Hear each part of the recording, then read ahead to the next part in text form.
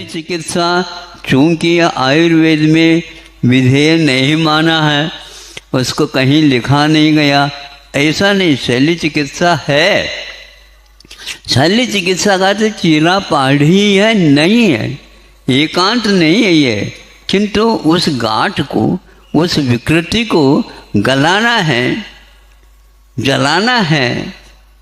वो किसके द्वारा भी, किसी के द्वारा भी किया जा सकता। वो चीरा फाड़ी से ही वो ठीक हो सकता, ऐसा कहीं भी नहीं निकाला। एक क्षार कम जो कर्म होता है आयुर्वेद में, उसके माध्यम से, उसके सेवन करने से वो गांठ पिघल करके कहाँ चला जाता पता नहीं। आप लोगों को अभी विश्वास इसलिए नहीं होता क्योंकि आप जिससे परिचित हुए हैं उसके प्रति आपका बहुत बड़ा गाढ़ विश्वास है। विश्वास को मैं समाप्त करना नहीं चाहता, लेकिन दूसरे की ओर देखो तो सही, कम से कम वह गायब कैसे हो रहा है। इतने बड़े बड़े जो गांठ को होता उसको वहाँ पिघला करके और समाप्त कर दिया जाता। इसको क्षार कर्म की भी उन्होंने संज्ञा दी है।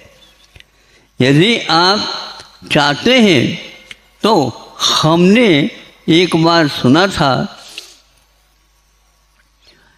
अमृत धारा है जिसमें 3 वस्तु मिलती हैं, पेपरमेंट, कपूर, अजवाइन का फूल। ये 3 हैं और सस्ते भी हैं और सब जगह ये उपलब्ध भी होते हैं। और उसके प्रयोग करने से तात्कालिक 1 सेकंड, 1 मिनट भी नहीं लगता, घाव में से गिर गया और उसमें से खून बह रहा है, उस बहते खून को वह बंद कर सकता है 1 मिनट के भीतर। ये अमृत धारा है। और उसी को यदि लगाते चले जाएंगे तो पक्का है आज 8-10 दिन हो गए होंगे प्रमाद के कारण, और नीचे देखते हुए भी वह नहीं दिख सका क्योंकि ब्रेकर लगाया था वहाँ पर।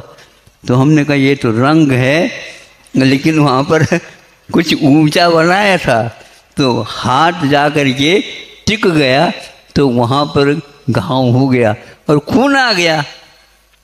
इसको लाओ, ये लाओ, ये कुछ भी नहीं लाओ, यदि अमृत धारा है तो लाओ।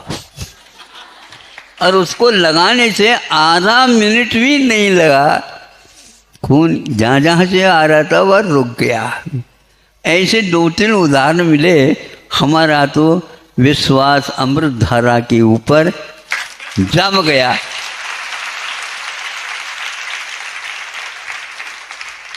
भगवान से प्रार्थना करता हूँ आप लोगों का भी विश्वास इसी प्रकार जम जाए। हम जबरदस्ती नहीं कर रहे हैं, लेकिन जो जबरदस्त लिखी गई है उसके बारे में सोचना तो आवश्यक है। हम सोचें, अफसोस की बात नहीं है, सोचिए आप, किंतु हम इन बातों को कभी गौर से देखना नहीं चाहते। आंखें न मूंदो, सुनने में आ रहा है आप लोगों को? थोड़े से आवाज बढ़ाऊं क्या घटाऊं? आंखें न मूंदो, नहीं आंखें दिखाओ। आज तो खुल रहा है क्या नहीं? दूसरे को तेजी से देखना बंद कर दो, उसका कोई प्रभाव पड़ने वाला नहीं है। बच्चा भी देखता है और माँ की आंखों को देख करके ठीक है, शांत, 5 मिनट की बात है, अपने आप ठीक हो जाएगी। ऐसा ही होता। तो आंखें न मूंदो, सत्य के बारे में जब सोचना होता है तो उस समय आप आंखें बंद करते हैं। तो मैं सोचता हूँ आंखें बंद करके ये सोच रहे हैं, नहीं पश्चाताप कर रहे हैं, हम इसके बारे में कुछ भी नहीं जानते। तो इसलिए कहा जा रहा है आंखें न मूंदो, न ही आंखें दिखाओ। फिर क्या करो? सच क्या है देखो। परीक्षण करो। विश्व में हाहाकार हो रहा है एक रोग के पीछे, अभी भी वह दवाइयाँ बन रही हैं। दवाई नहीं बन रही महाराज, केवल इकट्ठा हो रहा है। तो इतने परिश्रम क्यों कर रहे हो? नोट इकट्ठा करो और यह 2000 का नोट गायब हो जाएगा तो अपने आप ही आप दोगे, ये पक्का है। ये मालूम है कि भारतीय परंपरा में प्राय करके गाड़ करके रखते हैं। नोट को गाड़ करके मत रखा करो। वह चांदी की मुद्रा, पंचम जार जिसको बोलते हैं आप लोग, यूं करके ऊपर फेंक दे देते हैं तो दुकानदार क्या सुनते हैं?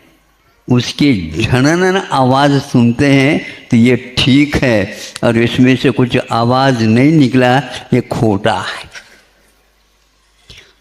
आयुर्वेद खोटा नहीं है। आपकी निगाह में जो खोट है उसको दूर करने की क्षमता रखता है। दवाई के मूल्य के बारे में मत पूछो, बहुत कम दाम में वो औषध आपके लिए उपलब्ध होता है।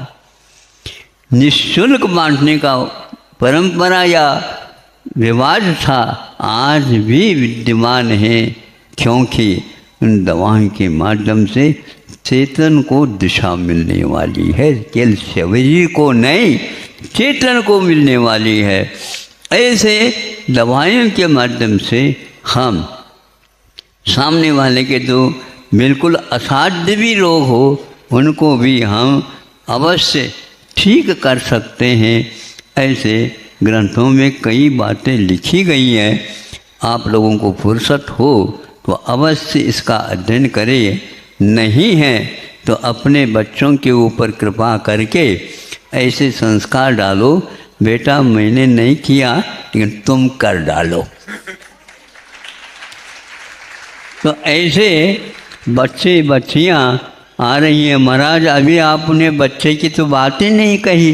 तो कह रहे हैं पहले जो बाहर भेजे जाते हैं उनको पहले हम रक्षा करते हैं, तुमको तो यहीं के यहीं रहना है।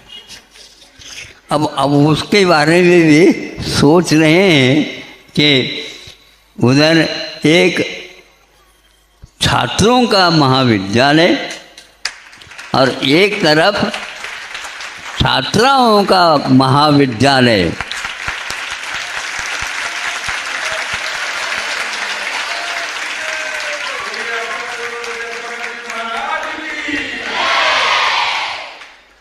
कई बच्चों की मांग थी, भैया मैं महाविद्यालय से डरता हूँ क्योंकि हमने विद्यालय देखे, महाविद्यालय नहीं। किंतु अवश्य हमारी भावना है कि आप लोगों को भी मिले, लेकिन जब तक आप लोगों का संकल्प ठीक नहीं होगा, अस्थिरता गायब नहीं होगी, तब तक ये कार्य किया नहीं जा सकता। इसलिए उसको दूसरे चरण में रखा है। 1 वर्ष में 100 इधर और 100 इधर,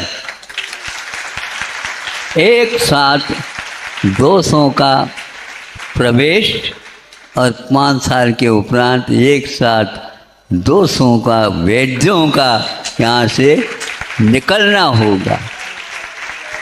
इस आदर्श कार्य को, पुनीत कार्य को, पावन कार्य को संपादन करने वाले शिक्षक और शिक्षिकाओं की भी बड़ी आवश्यकता है और बहुत ही छानबीन करके दूर दूर से उन वैद्यों को, उस पेठी को, उस पद्धति को, जो कि केवल मात्र भारत में केरल के स्थान में ही वह रह रहा है, किंतु इधर भी लाने का प्रयास उन्हीं विद्वानों के द्वारा हो रहा है, क्योंकि जिन्होंने अपने जीवन में आयुर्वेद की सेवा करते करते जो अपने पास अर्जन किया है उस अनुभव का वितरण भी इस ओर हो जाए और सरकार के भी कम से कम ऐसे भयानक रोगों से बचने के लिए ऐसे वैद्यों को